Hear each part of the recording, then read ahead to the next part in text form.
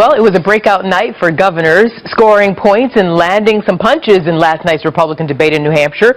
Meanwhile, the Frontrunners were feeling some heat.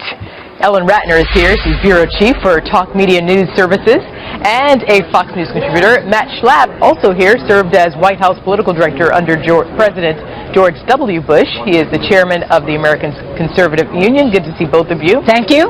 Great to be here.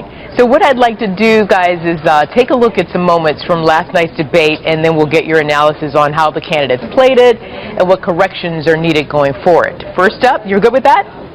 Sure. Yes. All right. So first up, let's look at the exchange between Donald Trump and Governor Bush on eminent domain. So many people have hit me with commercials and other things about eminent domain. Eminent domain is an absolute necessity for a country. The difference between eminent domain for public purpose, as Donald said, roads and infrastructure, pipelines and all that, that's for public purpose. But what Donald Trump did was use eminent domain to try to take the property of an elderly woman on the Strip in Atlantic City. Okay, Ellen, what do you think about that exchange?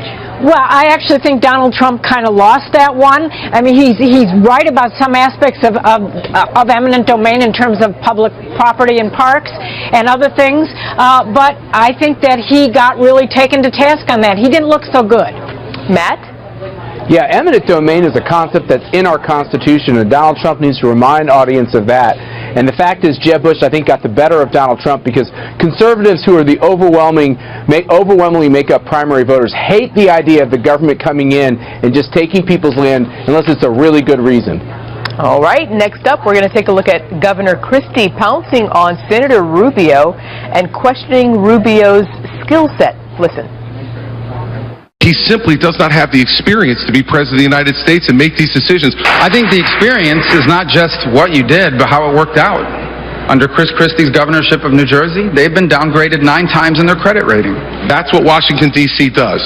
The drive-by shot at the beginning with incorrect and incomplete information, and then the memorized 25-second speech. Chris, your state got hit by a massive snowstorm 2 weeks ago. You didn't even want to go back. They had to shame you into going back. Mind, this notion that Barack Obama doesn't know what he's doing is just not true. There it is. He knows exactly what he's doing. The memorized 25-second speech. Well, that's the reason why this campaign.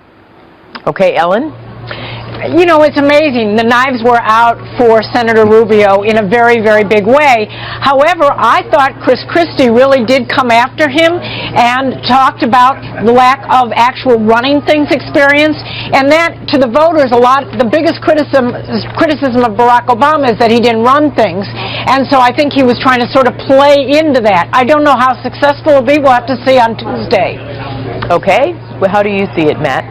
Arthel, you remember when Marco Rubio reached over and grabbed that bottle of water in that famous speech? We all remember that. Last night I wondered if he was going to have to reach over and grab a first aid kit and get iodine and gauze. Chris Christie pummeled him and really opened this question about not whether Marco Rubio was a great conservative and gifted orator and a good person, but whether or not he's ready to be president. That is the question, and Christie just, I thought, stole the show.